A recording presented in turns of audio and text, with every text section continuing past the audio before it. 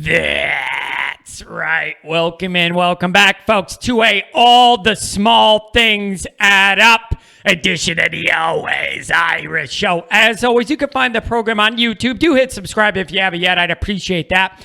Give the video a thumbs up. I'd appreciate that as well. Twitter, search bar Always Irish. You're at Always Irish Inc.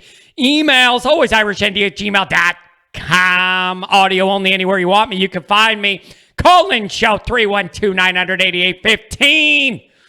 So, it's my opinion that when you're trying to win a championship somewhere, especially at a place where it's hard to do it like Notre Dame, small things matter, and they matter a lot.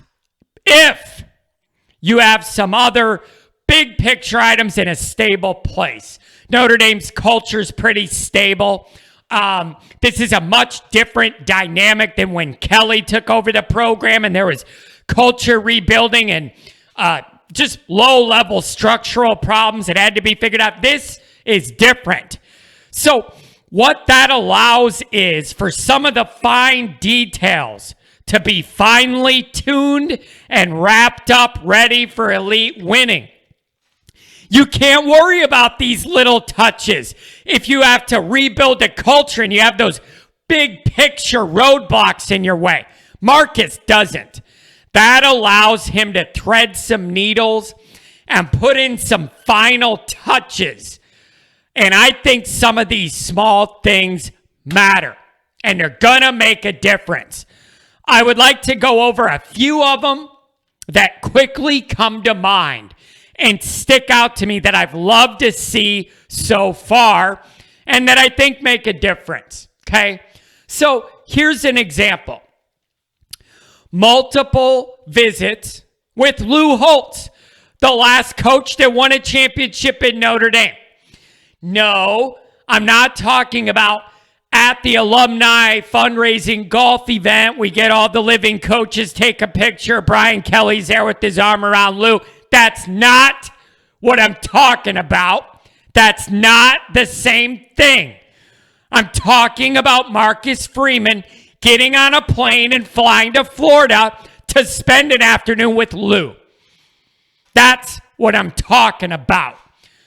His reverence for the history and what has won at Notre Dame makes a difference to somebody like me. Okay? Marcus is making it about Notre Dame, not about himself.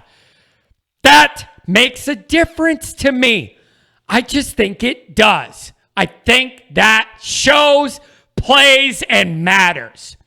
So that's one example of a small thing that I think matters. Here's another one.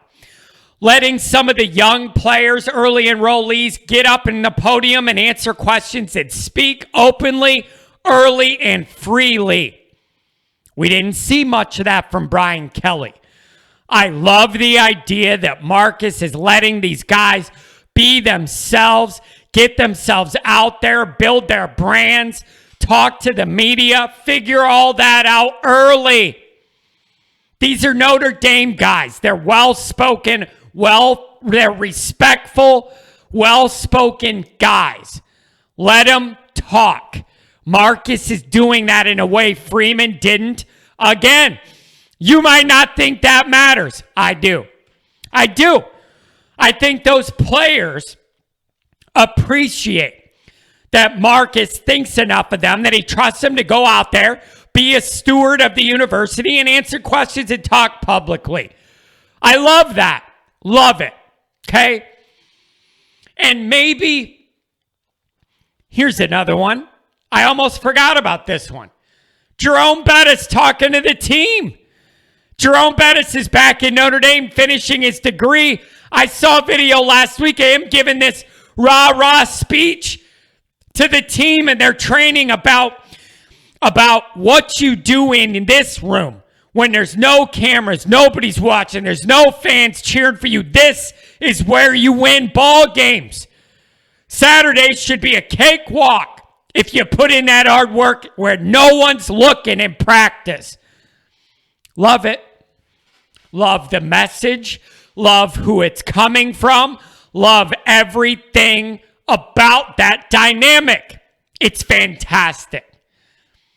Now to maybe my favorite item on the list yet. When they finally did the official introductory press conferences of the full staff, once it got totally rounded out, Marcus was at the podium giving his speech, taking his questions. When his turn was done, he did not leave, go to the locker room or go home or whatever. What he did was go to the back of the room, stand there, and watch everything Tommy Rees and Al Golden had to say to the media. I absolutely love that so much. And it's not forced with Marcus. He's not doing it because he knows people like me are going to say that's a good look. He's doing it because he's genuine. He's doing it because he's genuine. And he honestly wanted to see what those guys were going to say and wanted to be there to support them in that moment. That kind of genuine touch and feel plays at Notre Dame more than it does most places. That's such a tiny thing in the big picture. But I just think it sets a tone. It builds a camaraderie. It builds this family feel. And all of those things add up to maybe get you that one more play in a game you need to make to win, to beat a great team. I just think all these little items, they seem insignificant and small, but when you add them all together, I think it builds momentum. It builds that sense of family. It builds that sense of togetherness. It builds that sense of these guys are all in it with me. We're all together. And I don't think you felt enough of that under Kelly. This is different. These are all examples of this small stuff. And it just leads to a stronger sense of community values. And it's just a culture of togetherness. And I don't think you can underestimate how important that is in college football, especially at Notre Dame. I just think there's a certain vibe it's got to be for Notre Dame to get where they want to be. This is that vibe. I just feel that. So, Notre Dame's culture was already pretty strong. I'm not saying it was bad under Kelly. It wasn't. It was a strong, healthy culture towards the end. But it's becoming stronger, in my opinion. And all this helps in the big picture.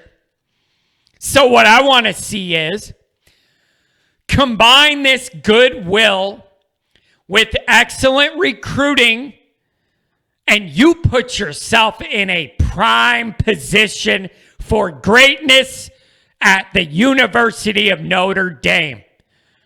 The biggest thing that I think is different from the Kelly era to the Freeman era is Marcus Freeman is making his tenure about Notre Dame, not about him. It's my opinion that this refreshing approach will pay big dividends for Notre Dame in the end. I am not saying that it's a guarantee because the vibe's good and Marcus is genuine that we're going to win a championship in the next couple years. I'm not saying that because nobody could say that. Nobody should say that. But what I am suggesting is, even if it's not Marcus, this vibe that's being built will be the one that wins Notre Dame its next championship. That I feel really, really certain and confident in saying. The next time Notre Dame wins it all, it's going to be more of this type of vibe.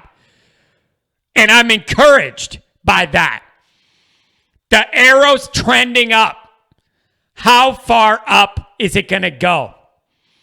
I don't know, but I know that I like all these ancillary little items that all end up adding to this vibe that I'm digging, and I like it. This is healthy. This is good. This is our opportunity to rise again, and I love it. Have a good one.